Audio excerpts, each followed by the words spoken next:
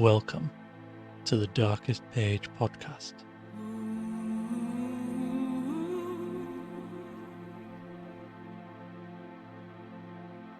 Tonight's tale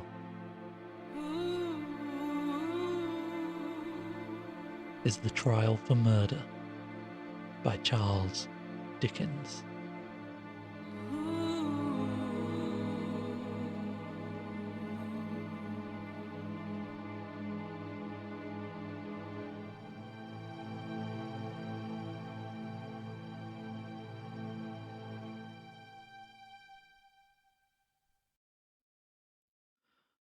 I have always noticed a prevalent want of courage, even among persons of superior intelligence and culture, as to imparting their own psychological experiences, when those have been of a strange sort.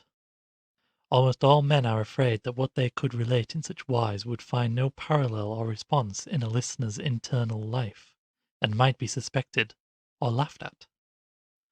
A truthful traveller, who should have seen some extraordinary creature in the likeness of a sea serpent, would have no fear of mentioning it, but the same traveller, having had some singular presentiment, impulse, vagary of thought, vision, so-called, dream, or other remarkable mental impression, would hesitate considerably before he would own to it.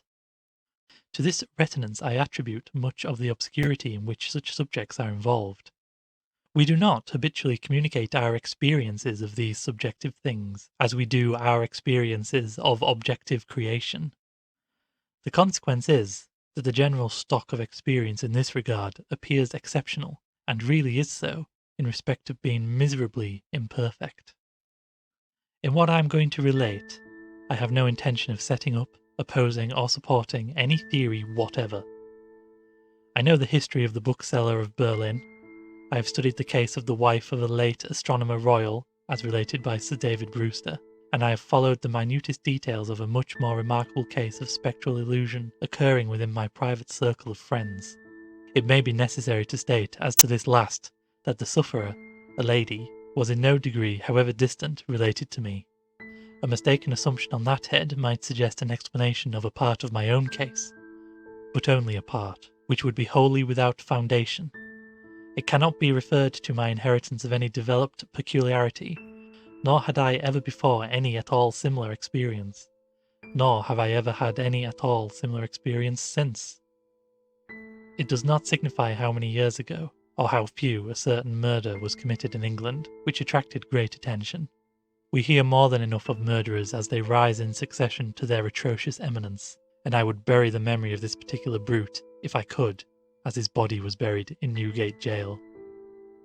I purposely abstain from giving any direct clue to the criminal's individuality.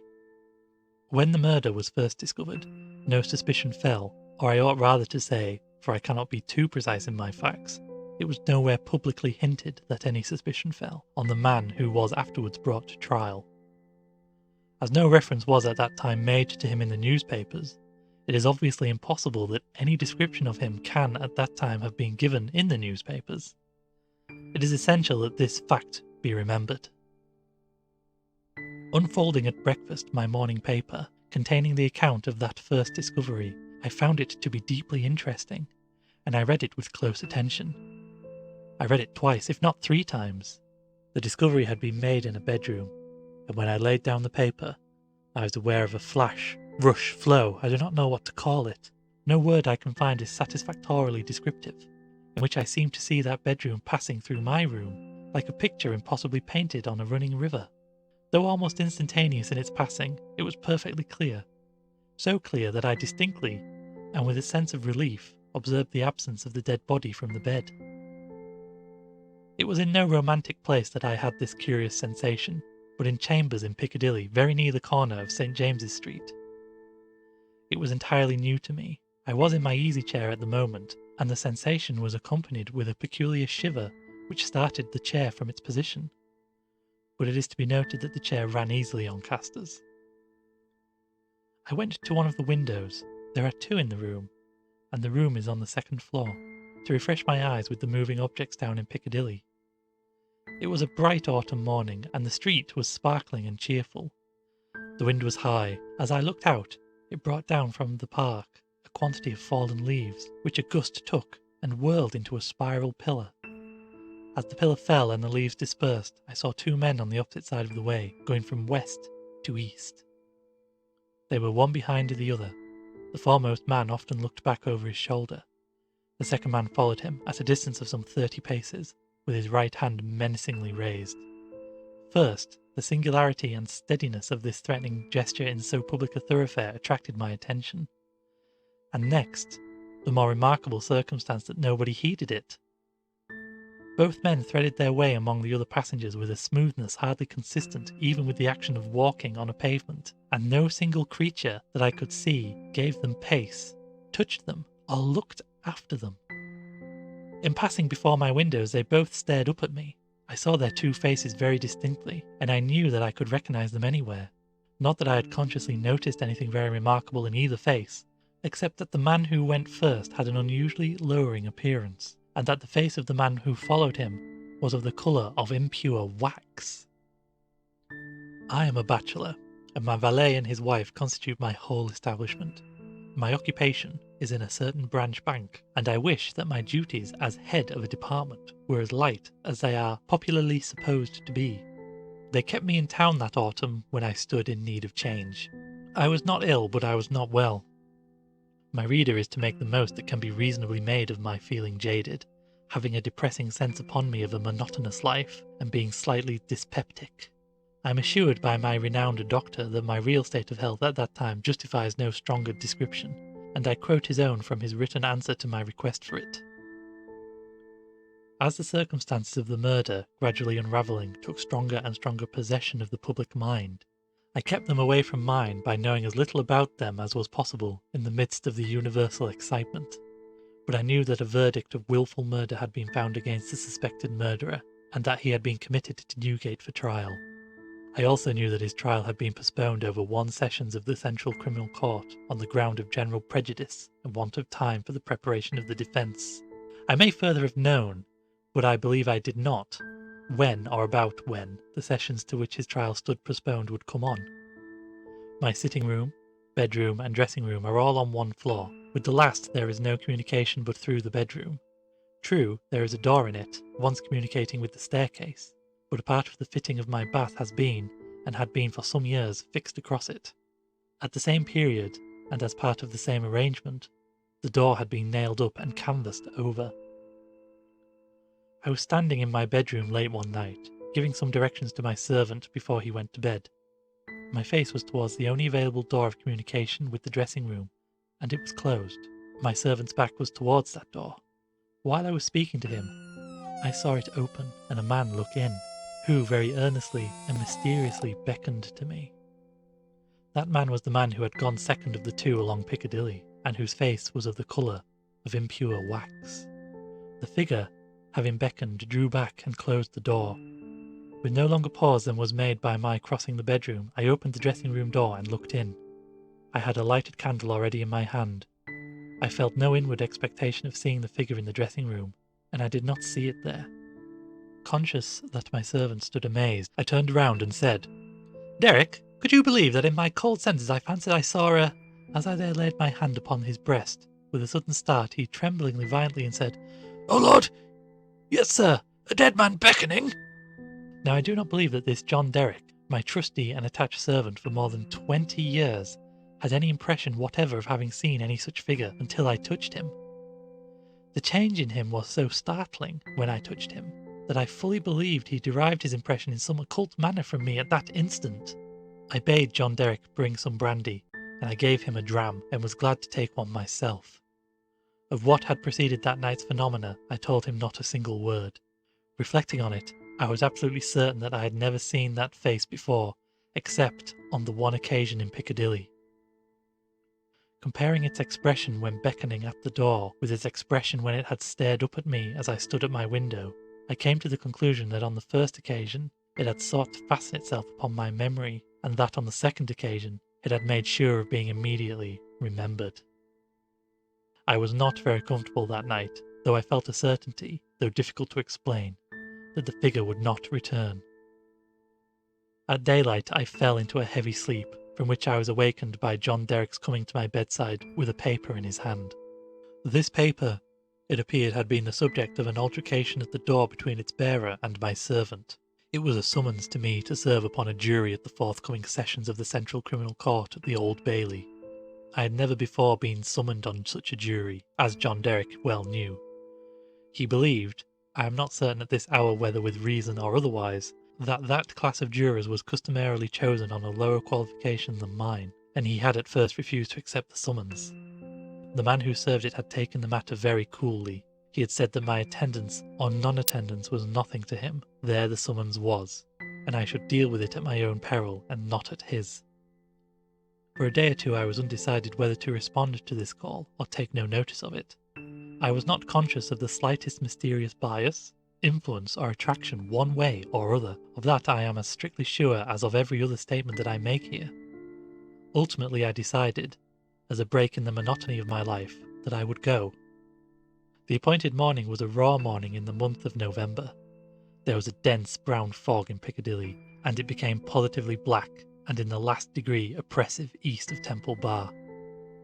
I found the passages and staircases of the court-house flaringly lighted with gas, and the court itself similarly illuminated.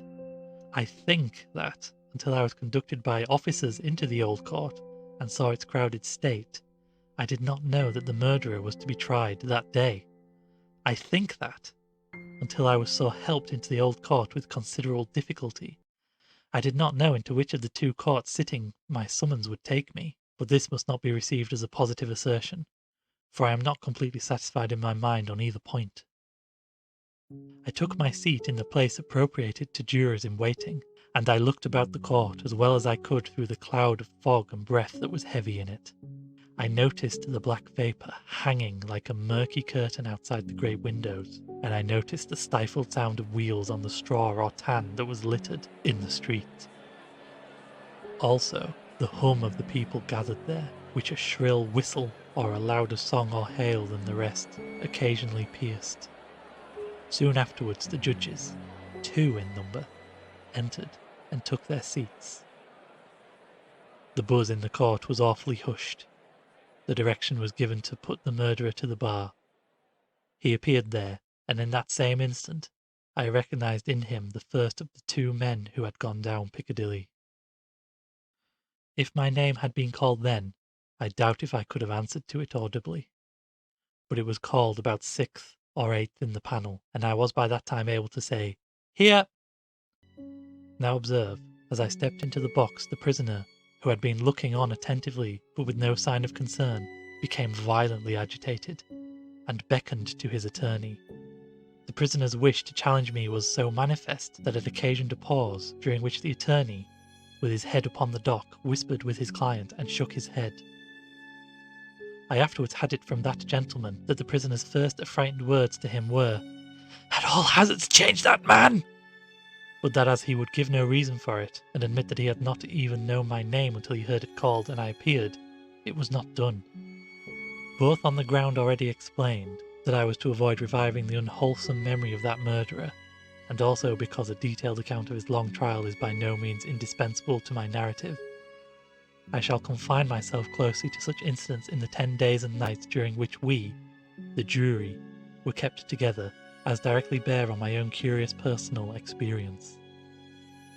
It is in that, and not in the murderer, that I seek to interest my reader. It is to that, and not to a page of the Newgate calendar, that I beg attention. I was chosen foreman of the jury.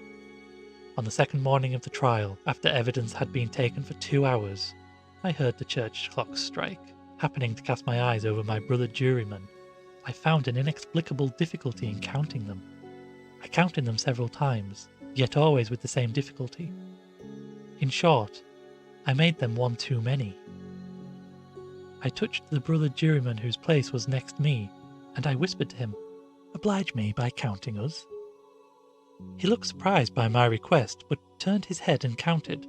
"Why," says he, suddenly, "we are 30, but no, it's not possible. No, we are 12. According to my counting that day, we were always right in detail, but in the gross we were always one too many. There was no appearance, no figure to account for it, but I had now an inward foreshadowing of the figure that was surely coming. The jury was housed at the London Tavern. We all slept in one large room on separate tables, and we were constantly in the charge and under the eye of the officer sworn to hold us in safekeeping. I see no reason for suppressing the real name of that officer. He was intelligent, highly polite and obliging, and, I was glad to hear, much respected in the city. He had an agreeable presence, good eyes, enviable black whiskers, and a fine sonorous voice. His name was Mr. Harker. When we turned into our 12 beds at night, Mr. Harker's bed was drawn across the door. On the night of the second day, not being disposed to lie down and seeing Mr. Harker sitting in his bed, I went and sat beside him and offered him a pinch of snuff. As Mr. Harker's hand touched mine in taking it from my box, a peculiar shiver crossed him and he said, "Who is this?" Following Mr. Harker's eyes, I looked along the room. I saw again the figure I expected, the second of the two men who had gone down Piccadilly. I rose and advanced a few steps, then stopped and looked round at Mr. Harker. He was quite unconcerned, laughed, and said in a pleasant way, "I thought for a moment we had a 13th juryman without a bed, but I see it is the moonlight." Making no revelation to Mr. Harker, but inviting him to take a walk with me to the end of the room, I watched what the figure did. It stood for a few moments by the bedside of each of my 11 brother jurymen, close to the pillow. It always went to the right side of the bed, and always passed out, crossing the foot of the next bed. It seemed, from the action of the head, merely to look down pensively at each recumbent figure. It took no notice of me, or of my bed, which was that nearest to Mr. Harker's. It seemed to go out where the moonlight came in, through a high window, as by an aerial flight of stairs. Next morning at breakfast, it appeared that everybody present had dreamed of the murdered man last night, except myself and Mr. Harker. I now felt as convinced that the second man who had gone down Piccadilly was the murdered man, so to speak, as if it had been borne into my comprehension by his immediate testimony. But even this took place, and in a manner for which I was not at all prepared.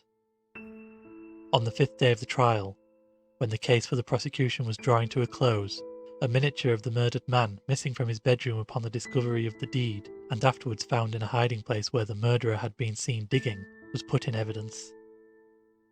Having been identified by the witness under examination, it was handed up to the bench, and hence handed down to be inspected by the jury. As an officer in a black gown was making his way with it across to me, the figure of the second man who had gone down Piccadilly impetuously started from the crowd, caught the miniature from the officer, and gave it to me with his own hands, at the same time saying in a low and hollow tone, before I saw the miniature, which was in a locket, "I was younger then, but my face was not that drained of blood." It also came between me and the brother juryman to whom I would have given the miniature, and between him and the brother juryman to whom he would have given it, and so passed it on through the whole of our number, and back into my possession. None of them, however, detected this. At table, and generally when we were shut up together in Mr. Harker's custody, we had from the first naturally discussed the day's proceedings a good deal. On that 5th day, the case for the prosecution being closed, and we having that side of the question in a completed shape before us, our discussion was more animated and serious. Among our number was a vestryman, the densest idiot I have ever seen at large, who met the plainest evidence with the most preposterous objections, and who was sided with by 2 flabby pariacal parasites, all the 3 impanelled from a district so delivered over to fever that they ought to have been upon their own trial for 500 murders. When these mischievous blockheads were at their loudest, which was towards midnight, while some of us were already preparing for bed, I again saw the murdered man. He stood grimly behind them, beckoning to me. On my going towards them, and striking into the conversation, he immediately retired.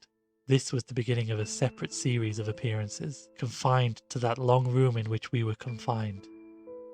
Whenever a knot of my brother jurymen laid their heads together, I saw the head of the murdered man among theirs. Whenever their comparison of notes was going against him, he would solemnly and irresistibly beckon to me. It will be borne in mind that down to the production of the miniature, on the 5th day of the trial, I had never seen the appearance in court. 3 changes occurred now that we entered on the case for the defence. 2 of them I will mention together first.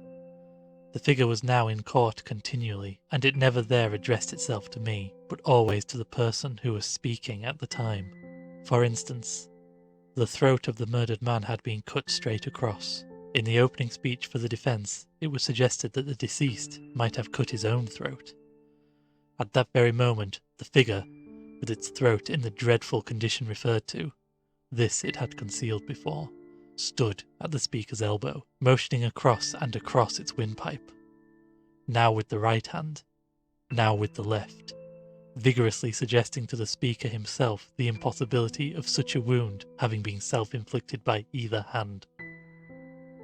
For another instance, a witness to character, a woman, deposed to the prisoner's being the most amiable of mankind, the figure at that instant stood on the floor before her, looking her full in the face, and pointing out the prisoner's evil countenance with an exaggerated arm and an outstretched finger. The third change now to be added impressed me strongly as the most marked and striking of all. I do not theorize upon it. I accurately state it, and there leave it. Although the appearance was not itself perceived by those whom it addressed, its coming close to such persons was invariably attended by some trepidation or disturbance on their part. It seemed to me as if it were prevented, by laws to which I was not amenable, from fully revealing itself to others, and yet as if it could invisibly, dumbly and darkly overshadow their minds.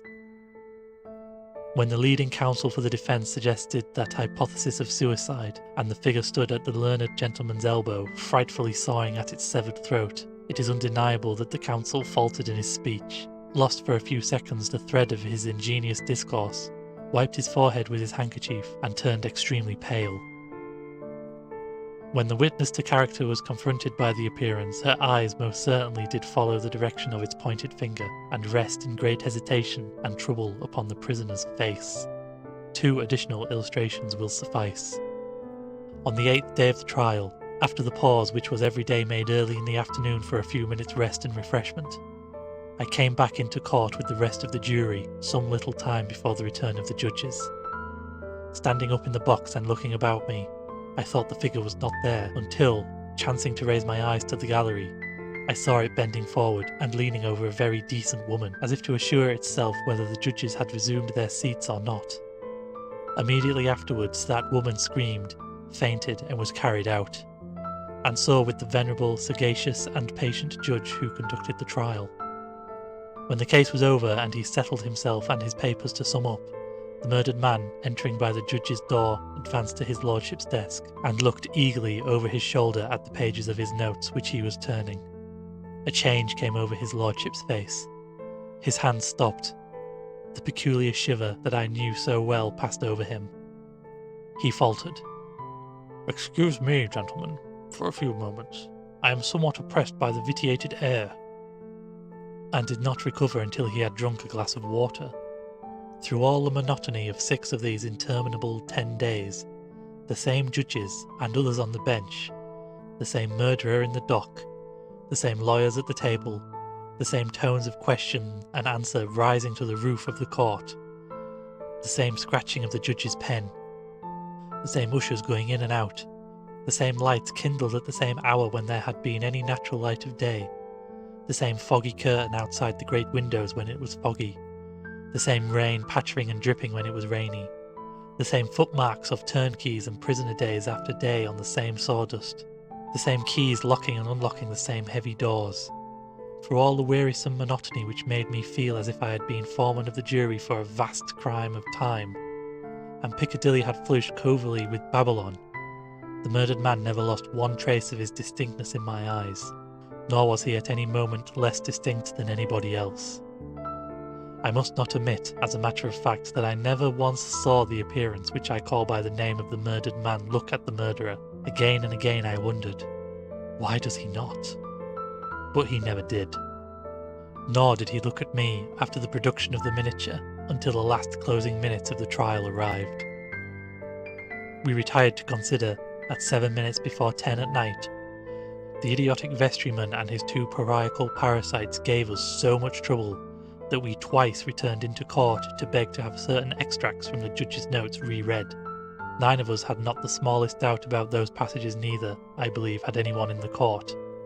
The dunder-headed triumvirate, having no idea but obstruction, disputed them for that very reason.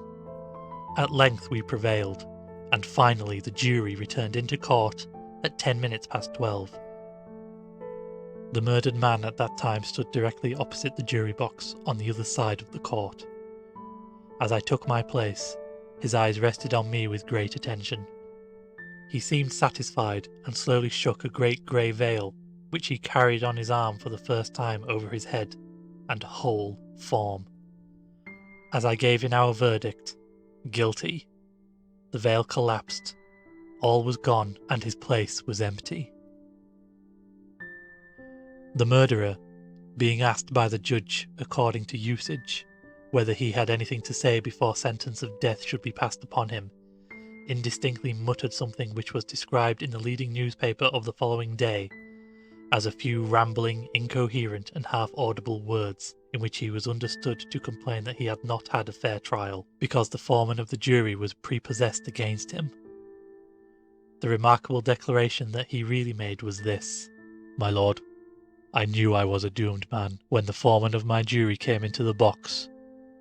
My lord, I knew he would never let me off, because, before I was taken, he somehow got to my bedside in the night, woke me, and put a rope round my neck."